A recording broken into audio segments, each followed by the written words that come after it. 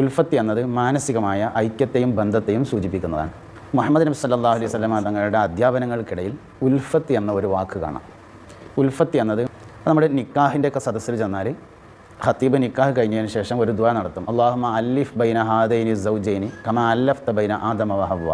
ആദം നബിയുടെയും ഹവ്വ ബീവിയുടെയും ഇടയിൽ ഉൽഫത്ത് ഉണ്ടാക്കിയതുപോലെ ഈ ഭാര്യ ഭർത്താക്കന്മാർക്കിടയിൽ അള്ളാഹുവെ നീ ഉൽഫത്ത് ഉണ്ടാക്കണമേ. ഉൽഫത്ത് എന്ന് പറയുന്നതാണ് സൈക്കോളജിയിൽ റാപ്പോ എന്ന് പറയുന്ന ബന്ധം.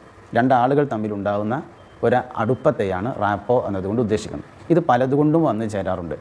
സംസാരം ഒരുപോലെയാകുക, ഒരുപോലെ നോട്ടം ഒരുപോലെയാകുക, ഇങ്ങനെ പല കാര്യം, ശ്വാസം ഒരുപോലെയാകുക, ഇങ്ങനെ പല കാര്യങ്ങളെ കൊണ്ട് വന്നു ചേരുന്ന ഒരു ബന്ധമാണ് ഉൽഫത്ത് എന്ന് പറയുന്നത്.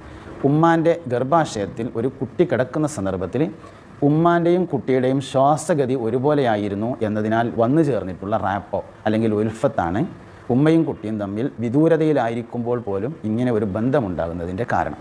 അപ്പോൾ അത് ഇസ്ലാമികമായും സൈക്കോളജിക്കലായും ശരിയായൊരു ബന്ധമാണ്, അങ്ങനെ ഉണ്ടാവാറുണ്ട്. ഭാര്യയും ഭർത്താവും തമ്മിലൊക്കെ ഇങ്ങനെ ബന്ധങ്ങൾ ഉണ്ടായിത്തീരേണ്ടതുണ്ട്. പലപ്പോഴും സപ്പോർട്ട് ചെയ്ത് സംസാരിക്കുക, അനുകൂലിച്ച് സംസാരിക്കുക, ഇങ്ങനെയൊക്കെയുള്ള കാര്യങ്ങളെ കൊണ്ടൊക്കെ ഈ ബന്ധങ്ങൾ ഉണ്ടായിത്തീരും. അത് രണ്ടാളുകൾക്കിടയിലുള്ള ഒരു നല്ല ബന്ധമാണ് എന്നതിനെക്കുറിച്ച് പറയാം. ഫിസിക്കൽ ബോഡി പലപ്പോഴും ഒരുപോലെയാകുന്നു എന്നത് മൈൻഡ് ഒരുപോലെ വർക്ക് ചെയ്യുന്നതിന് കാരണമാവും. ഉദാഹരണമായിട്ട് ഒരു കാറിൽ 3 പേര് യാത്ര ചെയ്യാണ്.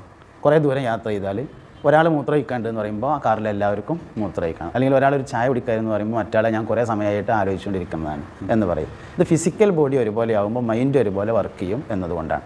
അപ്പം ഒരുപോലെയാവണമെന്ന് ആഗ്രഹിക്കുന്നവർ ഫിസിക്കൽ ബോഡി ഒരുപോലെയാക്കുന്ന സാഹചര്യങ്ങളെ ഉണ്ടാക്കണം. അപ്പോൾ ഇത് നമുക്ക് എവിടെയും പരിശോധിക്കാം. ഇപ്പോൾ ഒരു ഓഫീസാണെങ്കിൽ ഓഫീസിൽ മാനേജർ ഇരിക്കുന്ന അതേ ഷേപ്പിലും അതേ രീതിയിലും അതിൽ വരുന്ന കസ്റ്റമേഴ്സിന് ഇരിക്കാനുള്ള ചെയർ ഉണ്ടാക്കുക. അപ്പോൾ ഒരേപോലെ ഇരുന്നാൽ മൈൻഡ് ഒരുപോലെ വർക്ക് ചെയ്യും. ഇതുപോലെ സംസാരം ഒരുപോലെ ആയാലും മൈൻഡ് ഒരുപോലെ വർക്ക് ചെയ്യും. അപ്പോൾ ഒന്നിച്ച് കുറേ ആളുകൾ ഒരു പാട്ട് പാടി, എന്നാൽ അവരുടെ മൈൻഡ് പിന്നീട് കുറച്ച് സമയത്തേക്കെങ്കിലും ഒരുപോലെ വർക്ക് ചെയ്യും. അപ്പോൾ ഫിസിക്കൽ ബോഡി ഒരുപോലെയാകുമ്പോൾ മൈൻഡ് ഒരുപോലെ വർക്ക് ചെയ്യുന്നു എന്നതാണ് ഇതിൻ്റെ ഇടയിലുള്ള സൈക്കോളജിക്കലായ രഹസ്യം എന്ന് പറയുന്നത്. ഭക്ഷണവുമായി അതിന് ബന്ധമൊന്നുമില്ല, വീട്ടിലെ മറ്റുള്ള സാഹചര്യങ്ങൾക്കാണ് അതുമായി ബന്ധമുള്ളത്. പിന്നെ സപ്പോർട്ടിങ് ഇത് വളരെ പ്രധാനമാണ്. എന്തെങ്കിലും ഒരു കാര്യം ഉണ്ടാകുമ്പോൾ സപ്പോർട്ട് ചെയ്ത് കഴിഞ്ഞാൽ അവർക്ക് ഈ ബന്ധം ഉണ്ടായിത്തീരും. ആ ബന്ധം പിന്നെ അവരുടെ മൈൻഡ് ഒരുപോലെ വർക്ക് ചെയ്യാൻ കാരണമാവും.